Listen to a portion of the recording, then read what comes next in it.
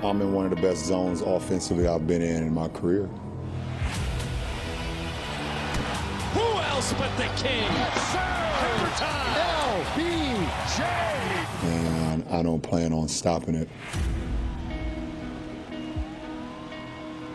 We are counting down to the trade deadline, which is Thursday at 3 o'clock Eastern. Look, the seconds are ticking down as we speak. Welcome back to NBA Today. So we have a big game tonight between the Lakers and the defending champion Milwaukee Bucks. And in to detail the outlook for each of these teams as the trade deadline approaches is our very own Bobby Mark. So let's start with the Lakers. What can they do, Bobby? Well, what you see is what you get right now for this starting five. You know, certainly Russell Westbrook's the name to keep an eye on, but I don't see his contract tradable right now. Maybe that's something in the offseason. But I think when you look at it's all about the math, right? $120 million between Westbrook, AD, LeBron. That's a lot of contracts. The value contract of Talen Horton-Tucker. What can you get back in return? Limited on draft assets. They've got a 2027 first and 7 seconds to send out. Cash. We saw money sent in the Rondo trade, and they're over the tax, $44 million tax bill. So I think it's just fringe moves, Malika. I think you're looking at DeAndre Jordan, Kent Bazemore trading for cash, open up roster spots. It's hard to see Horton-Tucker, none in a first, bringing back a tremendous amount of value. Okay, so Zach, when you look, though, at the Lakers roster, what are they missing as we approach the deadline? Well, poor Stanley Johnson is missing his Lakers jersey on our big board. He's wearing can we get him a Lakers jersey at least? What they're missing really is another 3-and-D guy, right? The idea is to have Russ, LeBron, AD at center, and two guys who can defend and shoot threes. And between Ariza, Ellington, Bazemore, Nunn, even Horton-Tucker, who's shooting sub 25% from three, I think they just haven't gotten that other than Malik Monk, who's more of a shooter and not a defender. Can you find that guy with the package Bobby just made? I mean, maybe you could make a run at Eric Gordon or somebody like that, but those are the names, Terrence Ross, those are the names they're going to be looking at. What do you think of that, Aaron Gordon, Terrence Ross, those types of players, Richard? There is not one player that the Lakers can pick up that will change their season. Is there anybody here that disagrees with that statement? No. Is there one player, Bobby? You drafted him. I've known you since I was 21 years old. You know who is there could impact him? Who? You. No, that's not even true. You haven't seen him do push-ups recently, Bobby. Thank you. I'm taking it out. And this, will you say there is one? There isn't one. That's what I'm saying. So we're not going to sit up here and break down numbers and go through all this stuff. Let me break it down to you very clearly. There is not one player out there with the way that they are constructed that they could potentially go get that will change their season. What you see is what you get. If these guys don't figure it out, there ain't nothing that we can make up. Okay, so then let's move to the Bucks, because, Bobby, what are their trade options here as the deadline approaches? Yeah, I mean, you're looking at a roster that's 20-5 when Drew Holiday, Chris Middleton, Giannis are on the court. That's the best team in the Eastern Conference when they're together here. And I think with Milwaukee, the name probably to keep an eye on is Dante DiVincenzo, right? He's on a last year of his contract, on an expiring. Can you flip him? They need some help at center. We don't know when Brook Lopez is going to come back here. And I think when you look at what they have, right, 20-5 with the big three, what's the health of Brook Lopez, the value contract of DiVincenzo? They don't have a first-round pick to send out. They have 5 seconds. Can they get more help as far as from a center position? Bobby Portis has given you good minutes. Right. But we don't know what's going to happen with Brook Lopez. But he's undersized. And my understanding from talking to folks within the organization, Zach, is that Brook Lopez is on this trip. He continues to get his back reevaluated, and they have some optimism that they could be seeing him here in the coming weeks and months, but they don't have a clear timeline yet. And yeah, watching Dante DiVincenzo play, Richard, it seems to me like he's playing like he a little bit has his contract on his mind. What do you see the Bucks' needs as? Well, look, when you look at where they are deep at, they're deep at the two-guard spot. So, you know, when Bobby's talking about, I was like, well, who is expendable from the two-guard spot? You got Grayson Allen, who's playing well. Jordan Nwora, he's playing well. Rodney Hood. You have so many two guards up and down here that you're like, okay, well, if we wanted to give up something to get something back in return, then, yeah, all of this is obvious. But there's really... I think that this is the best team in the Eastern Conference. Why? Because they are the one singular team that has the most amount of talent and is all pushing in the same direction. Not Philly, not Brooklyn. Chicago has some issues that they need to deal with. So this is a team that everyone needs to look at. I don't think that they need to make too many moves. You agree with that, Zach? I've said it all along. Since the Nets situation went haywire, this is the safest bet in the entire NBA, the Milwaukee Bucks. One way or another, they are going to get another big man, whether it's trade or buyout. Right. Dante DiVincenzo, look, RJ, you're right. They got a lot of twos. but he's good, and he's Very a good two-way player. I'd be careful trading him away because they're going to play Giannis at center a fair bit in the playoffs, so they need as many guards and wings as they can get, and you're one injury away from being too thin at those positions. But I agree. I think this is the safest bet in the league. That record speaks for itself right Absolutely. I think with Dante DiVincenzo, again, it just goes back to it's recency bias almost, right? In years past, he's been a really great asset for them. But when you look recently, after coming off of the injury, he was about to come back and then he got sick. It's been a tough go for him. So it will be interesting to see what moves they make. Bobby Marks, thank you so much for joining us today. Maestro. I know you need to get back to it because we have you on so much this week. Thank you, who is on the move. So after some chatter about CJ's future with the Blazers the last few days, the Pelicans, they've acquired him from the Trailblazers in a package that is centered around Josh Hart, a first-round pick. McCollum and the Blazers, they're parting ways after 9 seasons together. And here you can take a look at the trade details. So the Pelicans, they get CJ McCollum, Larry Nance Jr., Tony Snell, and the Blazers, they get 4 players headlined by Josh Hart, a protected first-round pick, and 2 second-round picks. So now I want to bring in the man who is breaking all of the trade news this morning, senior insider Adrian Wojnarowski. So Woj, how did this deal come about? Well, New Orleans had been in real dogged pursuit of C.J. McCollum. They've wanted, a high-level playmaking guard. If you remember back in free agency, they pursued Kyle Lowry. He went to Miami. They checked in with De'Aaron Fox in Sacramento and couldn't pry him away. But they got C.J. McCollum, and this is a player who I think for New Orleans, they want not just certainly for the short term, but to be a player long term to pair with Brandon Ingram and of course Zion Williamson when he comes back. And this was someone who David Griffin really coveted. I think C.J. McCollum certainly warmed to the idea of New Orleans in recent days when the idea was brought to him. And while, listen, he loved Portland, he is a huge part of that community. I think he knew they were ready to move on and that New Orleans was a team that really wanted him, has big plans for him. And now he comes into a team that started 1-12 and it's moved before the All-Star break into the last play-in spot. Yeah, absolutely. And now, of course, with the news of this trade, my mind, Woj, it goes to Damian Lillard and his future in Portland. And Lillard, he's been sidelined since December 31st. He had abdominal surgery on January 13th. So what is Portland's plan for Lillard in light of this trade? They're still building around Damian Lillard in Portland. And, they're not making any moves there, certainly without him understanding what the next steps are and how they're proceeding. And what they have now, they created today a $21 million trade exception that they can use. They have the potential of $60 million in cap space this summer, and now a number of first-round picks, including their own. They get New Orleans pick today that they would get in this draft if it falls between 5 and 14, I'm told, lottery protected. And now they'll continue to be out there, I think, even before the deadline's over, in acquiring high-level players. They are not retreating. They are not trying to rebuild, but they're trying to reshape this roster. You've seen what they've done now over the last few days with the trade with the Clippers, now the Pelicans, and there's more in Portland. And you see the emergence of Anthony Simons, Nasir Little this season, 2 young players that, they're certainly going to build around there, but expect to see more veteran players, and they hope some more impact players brought in around Damian Lillard. And they can certainly look at an extension for Lillard in this offseason. I want to switch gears for just a second here, Woj, because you reported another major trade today involving the Kings and the Pacers. We're going to dive more into it shortly. But before I let you go for right now, what's the instant reaction around the league to Sacramento trading Tyrese Halliburton? Stunned. Tyrese Halliburton was stunned, Malika. The league is stunned at this trade. And the fact that he was even available. I think there were a lot of teams who thought if we knew we could have gotten Tyrese Halliburton, we would have been really knocking at the door in Sacramento. We'll talk about it more later, but this is a move.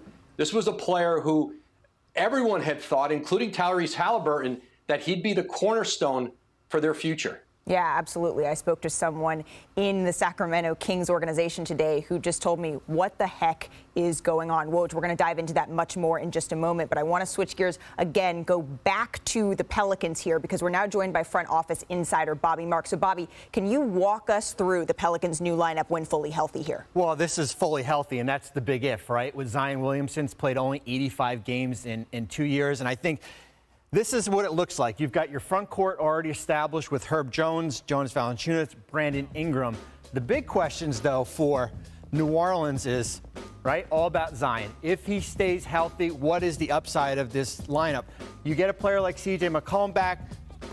New Orleans 26th in three-point percentage, 38 this year. Here's the big thing. Next year, they already have 13 players on guaranteed contracts code. What you see is what you get right now. And then the draft assets. They traded a first to Portland that's in that 5 to 14 range. They still have the Lakers first. They still have Milwaukee's first. So they still have draft assets to go out and make another deal. Absolutely. Please don't go anywhere. We're going to be breaking down more trades with you, Bobby, as the show goes on. But I want to bring in our full panel here, Richard Jefferson and Zach Lowe. And Zach, yesterday you were praising the Pelicans in our show. So what do you think of this new lineup? I think it's a very offensively potent lineup. I'm worried that Herb Jones is going to have to defend everybody if we ever see that lineup. Look, this is a win-now trade for the Pelicans. They gave up real stuff. Josh Hart's been a big part of their team this year on both ends of the floor. That pick matters. It's a little bit rushed given their status in the league, but you can understand they're desperate to make the play, and C.J. McCollum's a good player. He addresses their needs. I like it. I don't love it. I agree. Look, C.J. McCollum is a difference maker. He's averaging 18 to 20 points a game. Like, he's going to give that to you on the perimeter. I think when you look at the needs that they had, I think maybe someone that was a little bit more mature. He's a veteran guy that has played in the postseason. So I think that's who you want in your organization. And truth be told, when you have an opportunity to go get a player this good, you go get him, mainly because New Orleans is not a huge free agent destination. So if you can get an 18-point-a-game, 22-point-a-game two-guard to add to that kind of veteran or that group of Brandon Ingram and Zion Williamson, you do that. And what you gave up, I don't think you gave up that much to get a player of his caliber. I disagree. They gave up real stuff. Josh Hart's been a big part of the team. But I will say that the thing that swings this trade for me from something that is kind of a desperate win-now trade that I don't love so much to something I can be okay with is getting Larry Nance Jr. Larry Nance Jr. is a really good player. He's going to fit well with the Pelicans if and when he returns from injury. He can play the 4 or the 5. He can play with Zion. I think that's a big deal that they got him. Okay, the last thing I'll say, Josh Hart and C.J. McCollum, and I love Josh Hart. That's my guy. Is he your guy, though? He's my guy. He's been on my podcast. Shout out Road Trip and no big deal. Hey, listen, my thing is this. Those two guys aren't in the same caliber of player. They're not even near. Like, yes, Josh Hart is very good. Defensive guy, steady guard. You love him. But, like, C.J. McCollum will win you games by himself.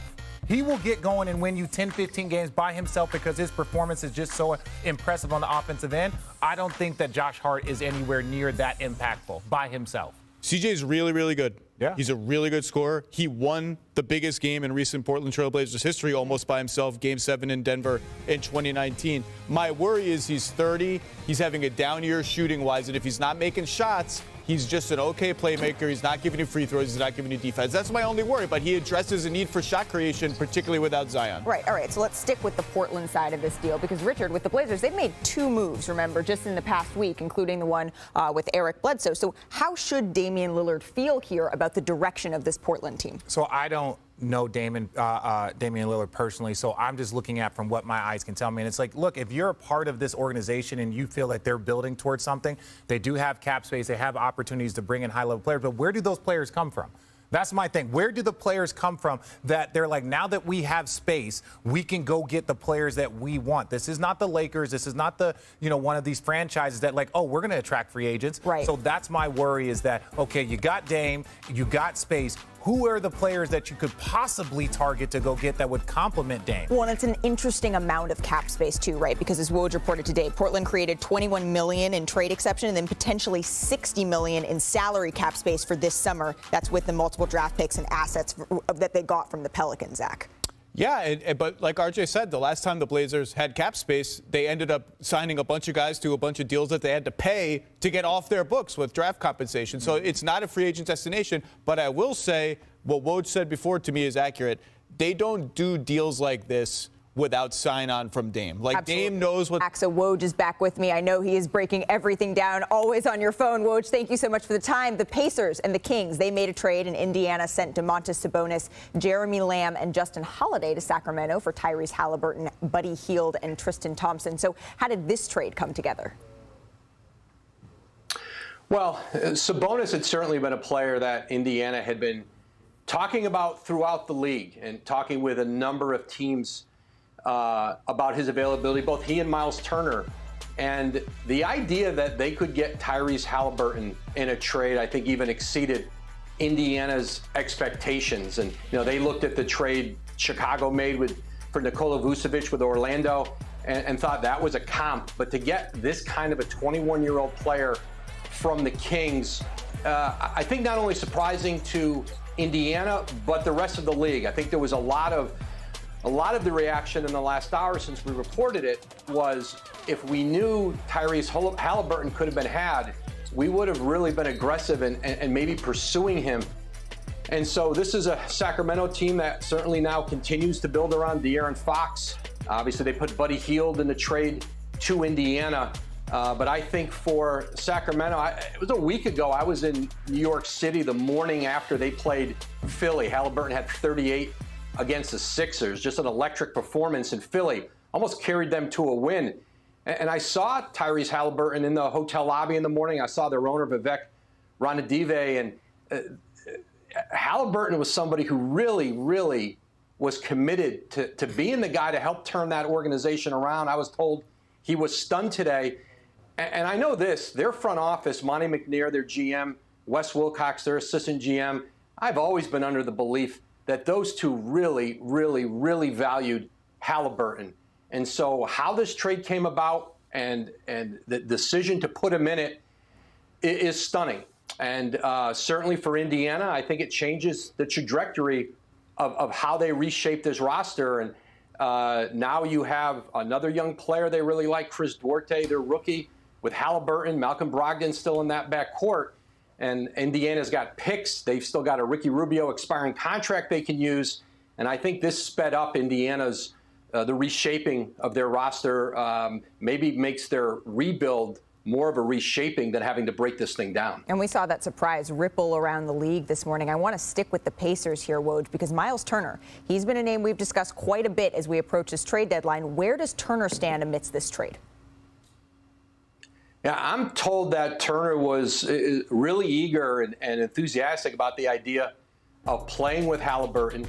And, he was a player who's been in trade talks. He's out with that stress reaction.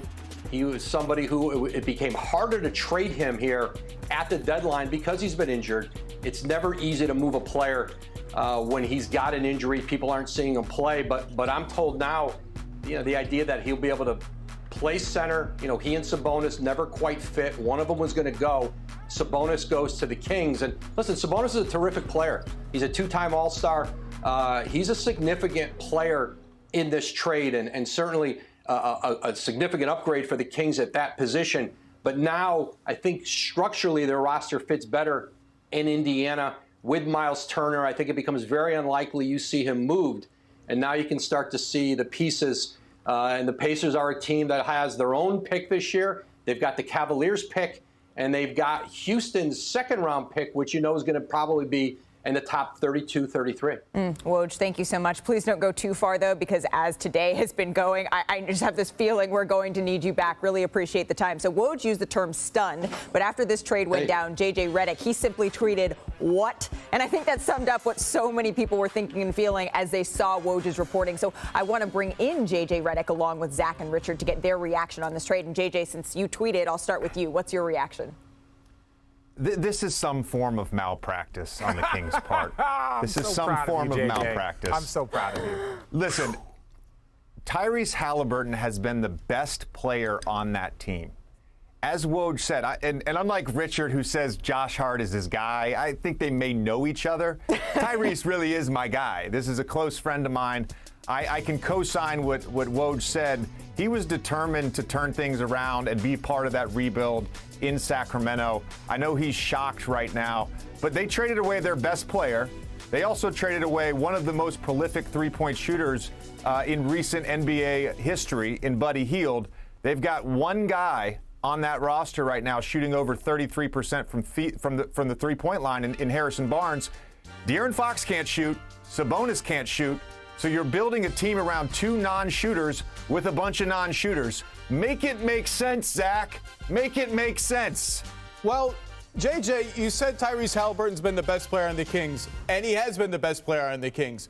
Domas Sabonis has been the best player on the Pacers. Look, I know our inclination is always to laugh at the Kings, hashtag Kings. They got a really good player in Domas Sabonis who's going to help their team. But I do think Indiana won the trade simply for this reason.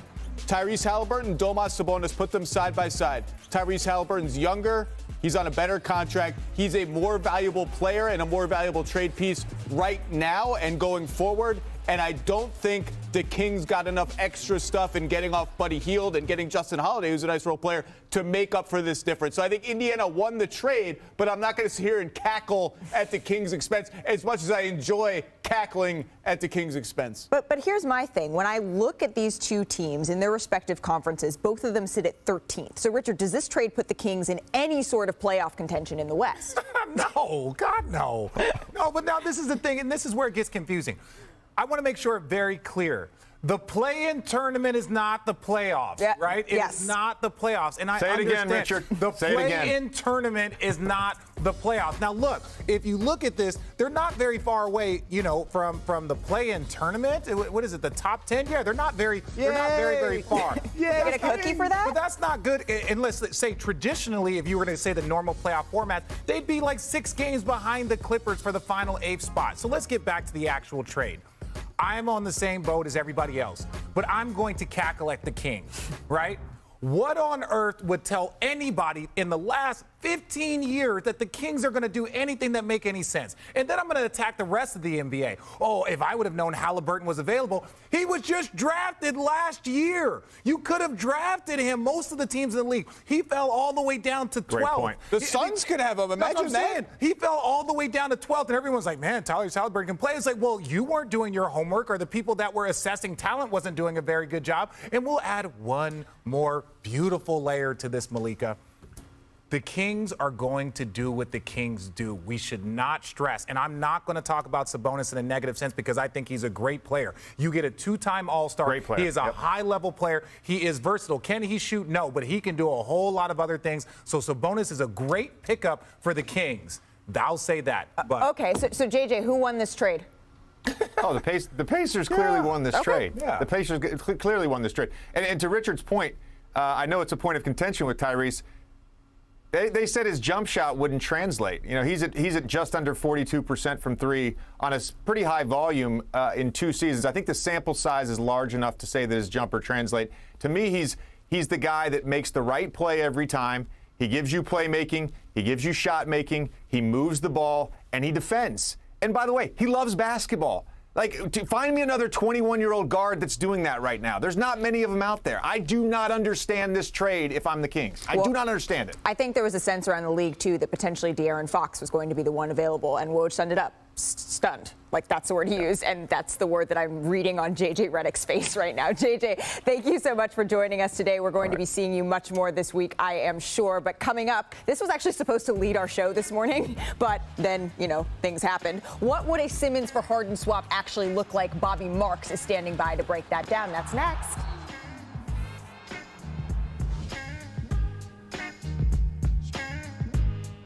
Welcome back. I'm Malika Andrews here with our insider, Brian Windhorst. And Brian, you had a story today on all things James Harden and Ben Simmons. So what's the status on a potential trade between the Nets and the Sixers here? Let me emphasize this. No matter what you hear from the Nets, from the Sixers, from anybody else, the game is on. This negotiation is taking place. It may be a non-traditional negotiation. It may be back channels. It may be intermediaries. The Sixers and Nets are communicating with each other. Whether a deal gets done by Thursday or whether this is the beginning of something that gets settled this summer when James Harden can be a free agent, I don't know if anybody knows the answer yet. But this is a process, and everything you hear, Malika, I promise you, keep thinking this, Everything you hear is a negotiation. Okay, so in the spirit of that negotiation, then, what exactly is the holdup for this trade? Two things. Okay. On the Nets side, what do they get besides Ben Simmons in this deal? Do they get a draft pick? Do they get another one of the players? Do they get one of the young players like Matisse Thybulle? Do they get Seth Curry? That's a guy I think they have a lot of interest in. On the 76ers side, they're not just trading for James Harden. They are trading for James Harden and a player who wants a $220 million extension. Yep. Who's 33 years old, not having a great season, and has missed a quarter of his team's games the last 2 years. They love James Harden. They want him. They think they can win the title. But taking James Harden and that contract, it's not an automatic yes from ownership. That's something they've got to work through. Okay, but the negotiations are on. Everything you hear is a negotiation. Everything we hear is a negotiation. Brian Windhorst, thank you so much. Okay, I want to go to our boots on the ground here in Philadelphia and Brooklyn. So for more on this potential Harden-Simmons trade, I want to bring in both of our team reporters, Tim Bontemps and Nick Friedel. So Nick, I want to start with you. What's the feeling around the Nets here? Malika, I walked out of shoot-around at Barclays a couple hours ago with James Harden. And I said, James, can I ask you a couple questions? And he looked at me and said, no, I'm good. And I said, are you playing? And he said, nope, not playing. So that hamstring issue is still there. But he knows full well what's going on and all the speculation that's happening. And he doesn't want to get into it. Patty Mills did, though. And he said it is impacting the locker room a little bit. But as a veteran, he tells the younger guys, you can only focus on what you can control. And he's hopeful that Harden isn't worried so much about what's going on in the outside world around him. That's the message internally with the Nets. The thing everybody needs to remember as far as the organization goes, despite all the hoopla that's going on around with the speculation regarding Harden, they all still believe if Harden's healthy, KD comes back in a couple weeks off that knee injury, and Kyrie plays, and hopefully in the Nets case, the vaccine mandate here in New York City is changed at some point in the next couple months, they can still win a title. And that belief is permeating throughout the organization, despite the fact that they come into tonight's game having lost 8 in a row. Absolutely, and either the mandate changes or Kyrie Irving changes his mind. Nick Friedel, thank you so much. And Tim Bontemps, I see that you are in the Wells Fargo Center right now. So what is the scene here in Philadelphia? Well, Malika, like you said, I'm here at Wells Fargo Center ahead of tonight's game between the Sixers and the league-leading Phoenix Suns. And while that should be a big topic of conversation, as you know, with less than 48 hours to go to the trade deadline, all anybody here in Philadelphia is focused on is whether this Ben Simmons saga is finally going to come to an end. And whether that means James Harden comes to Philadelphia, some other combination of players and picks comes here, or this Ben Simmons saga drags on into the rest of this season, the postseason and beyond. You know, this Thursday 3 p.m. deadline is sort of a first marker of sorts. You know, you go back to the start of training camp, Ben Simmons didn't show up. This situation really hasn't changed since then. And Thursday marks the first time when, if he's still on the team past that deadline, I think the Sixers will feel some real pain if they're unable to get something for him and you're staring in the face the possibility of having a $35 million hole on your roster all the way through to the postseason and beyond, when Joel Embiid is having arguably the best season of his career. Absolutely. And Joel Embiid, he has been active on Twitter this morning. Thank you so much, Tim Bontemps. Really appreciate the time. But remember, if James Harden signs an extension this summer with Brooklyn, he's looking at 5 years, $270 million. That's all said and done. And if he opts out and signs with another team, he'd be leaving about $70 million on the table. Of course, there's more to it than that. This isn't totally black and white. So what exactly would a Ben Simmons, James Harden trade look like? How would it work? Here to tell you is our front office insider, Bobby Marks, who is the trade machine. But we're also at the trade machine here. So what are some scenarios that could make this deal actually work, Bobby? The ultimate game of chicken right now, right? Bok, bok. We know the players, right? As far as a player like James Harden, Ben Simmons, money is a little bit short. You still have to add about $3 million to the deal. So now if you're Brooklyn and you're looking at the Sixers roster, who else do you want here? Player like Seth Curry, Matisse Thybulle, Furkan Korkmaz. Let's put a player like Curry into the deal. Certainly helps her shooting. They've got picks to trade, right? You look down here. They've got a 2022 pick. We add that to the mix. And it works. Boom. Right? Nets save about $15 million towards the luxury tax year. Everybody is happy. The big question is going to be, does Philadelphia think they can sign James Harden outright with cap space this summer? Or they just do this deal right now and Harden gets his money in the offseason from the Sixers? And the Nets, it's a huge risk they could potentially lose him for nothing. Absolutely. And this is the trade that potentially makes it work. So between now and the end of the trade deadline on Thursday, can I touch the trade machine? You might get some smoke coming up. Okay. And we're actually going to go to the big board later. Yes, I am so excited. All right, thank you so much, Bobby. I want to bring in the panel for a quick reaction to this deal. Richard, who says no to that trade that Bobby just laid out? I don't know. I think ultimately, as much I can't speak for the Brooklyn Nets locker room, but I can say that if Kyrie was playing and Kevin Durant and all the things were moving in the direction, but it's not. So now they have to look at, okay, is James unhappy? If they feel like James Harden is unhappy with the situation, and who knows why he would be unhappy in Brooklyn, then it's like the possibility of losing him for nothing, that kind of scares you. We can talk about Joel Embiid having the season of his life, but Kevin Durant, before his injury, was probably either 1 or 2 in MVP voting. So, like, they have a great player that they don't want to waste any time with either. So they're trying to figure out, I think both teams are trying to figure out how to not waste a championship caliber season. Well, Zach, I saw you studying the trade machine over here, almost in awe of it. What do you think? Yeah, I made a fake trade when you weren't looking. I traded Joel Embiid for Kyrie Irving. How did it work? And Bobby, it was successful, but Bobby took it away.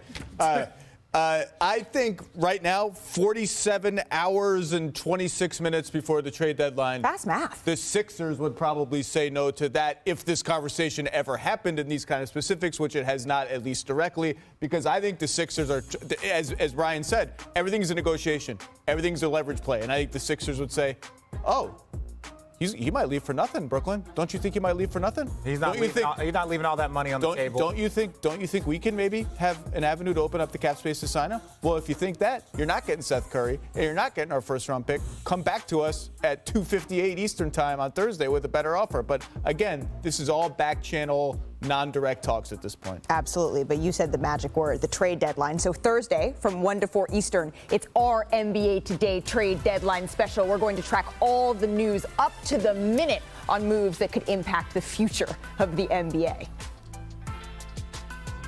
Coming up on NBA Today, ahead of the trade deadline, we'll take a look at the needs of the Lakers and the Bucks, who go head-to-head tonight in Crypto.com Arena.